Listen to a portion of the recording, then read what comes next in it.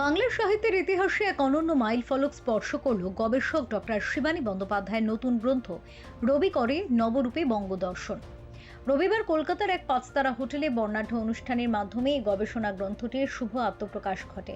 এদিনের অনুষ্ঠানে বিশিষ্ট অতিথি হিসেবে উপস্থিত ছিলেন নৃসিংহ প্রসাদ ভাদুরী, দেবাশিস চন্দ্র, ডক্টর কুশাগ্রাথী ঘোষ এবং রয় অ্যান্ড মার্টিনের কর্ণধার দেবাঞ্জন মণ্ডল ও সঞ্চারী মণ্ডল। বঙ্কিমচন্দ্র চট্টোপাধ্যায় যে লক্ষ্য নিয়ে বঙ্গদর্শন পত্রিকা শুরু করেছিলেন, রবীন্দ্রনাথ ঠাকুর তাকেই গভীর শ্রদ্ধায় নবপর্যায় বঙ্গদর্শন হিসেবে পুনরায় প্রকাশ করেন। রবীন্দ্রনাথের সম্পাদিত অন্যান্য পত্রিকা নিয়ে কাজ হলেও তার সম্পাদিত এই গুরুত্বপূর্ণ পত্রিকা নিয়ে কোনো পূর্ণাঙ্গ গবেষণা গ্রন্থ এতদিন ছিল না।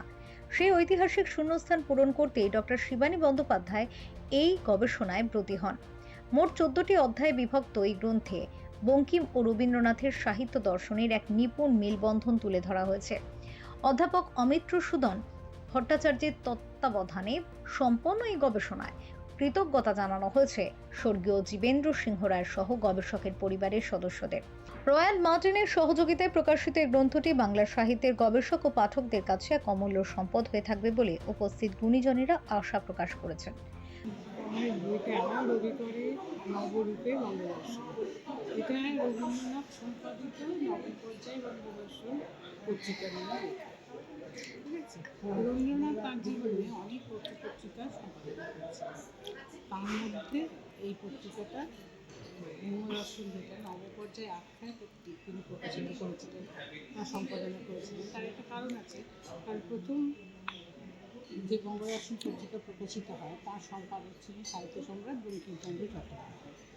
তারপর অনেকদিন পত্রিকা নানাভাবে বন্ধ হয়ে যায়। রবীন্দ্রনাথ তারপর সম্পাদকের দায়িত্ব গ্রহণ করেন এবং তিনি সম্পাদিত। তো আমার সেখানে আছে কি যে রবীন্দ্রনাথ বঙ্কিমচন্দ্রের বঙ্গদর্শনের প্রতি তার যে একটা শ্রদ্ধা ছিল, বঙ্কিমচন্দ্রের প্রতি যে শ্রদ্ধা ছিল, সেই তার একটা আলোচনা আছে। বিভিন্ন জায়গা থেকে তথ্য সংগ্রহ করে বিভিন্ন চিঠিপত্র বা গান ওই তো বইমেলাতে তো পাওয়া যাবে এখন। আচ্ছা, তারপরে দেখা যাবে। আর অনলাইনেও যদি কেউ চান সেই ব্যবস্থা কি কিছু করেছেন এখনো? হবে, হয়তো একটু দেরি হবে। হ্যাঁ, বইটা যদি একবার কেউ পড়ে বা নামটা শুনে যদি কেউ আকৃষ্ট হয় তাহলে কিন্তু পড়ার কিছু আছে। এগুলো তার অন্য কোথাও পাবে না। এখন এটা তো যে একটা এতদিন আগেকার একটা পত্রিকা, সেই পত্রিকার মধ্যে কী আছে এই কৌতূহল কারোর না কারোর মধ্যে থাকবে। তো সেইটা আশা রাখি যে নতুন কিছু পাবে অন্তত। বা রবীন্দ্রনাথের যে নানা কাজের একটা দিক সম্পাদকত্ব, যে সম্পাদনা পত্রিকা এবং তার একটা যে বিশেষ গুরুত্ব আছে, সেটা কিন্তু এই বইটা পড়লে কেউ না কেউ তার থেকে কিছু শিখতে পারবে বা জানতে পারবে। তো সেই আশাটা রেখেছি। Bureau report, channel 10। তিলোত্তমার ভোজন রসিকদের কাছে অত্যন্ত পরিচিত নাম চাউম্যান।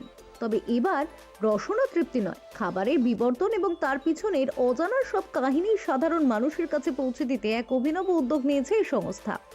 শুরু